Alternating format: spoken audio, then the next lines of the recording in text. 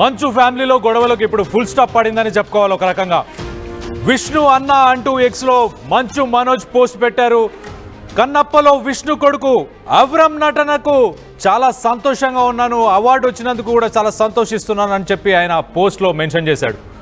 Awards వీడియోను కూడా ఆయన ఎక్స్ మాధ్యమంలో షేర్ చేసి మంచు విష్ణు ట్వీట్ చేశారు. రీట్వీట్ దాన్ని మంచు మనోజ్ కూడా దాన్ని రీట్వీట్ చేశారు. దాని తర్వాత కంగ్రాట్స్ అవ్రం, నువ్వు ఇలాగే ఎదగాలి నాన్న అని చెప్పి మనోజ్ చెప్పుకొచ్చారు. విష్ణు అన్నతో పాటు నాన్న మోహన్ బాబుతో కలిసి నువ్వు అవార్డు అందుకోవడం చాలా స్పెషల్ అంటూ చెప్పి ఆయన వ్యాఖ్యానించారు సోషల్ మీడియా మాధ్యమంలో. మనోజ్ ట్వీట్తో మంచు ఫ్యామిలీలో మరి వివాదం ముగిసినట్లు ప్రస్తుతం ప్రచారం జరుగుతుంది. మనం చూస్తే కనుక ఆయన సోషల్ మీడియా మాధ్యమంలో ఏం రాశాడో ఒక్కసారి చూసే ప్రయత్నం చేద్దాం. Avram is set to make his acting debut in Telugu fantasy epic Kannappa, joining the third generation of Manchu family legacy అని చెప్పి అంతకుముందు రాసుకొచ్చారు.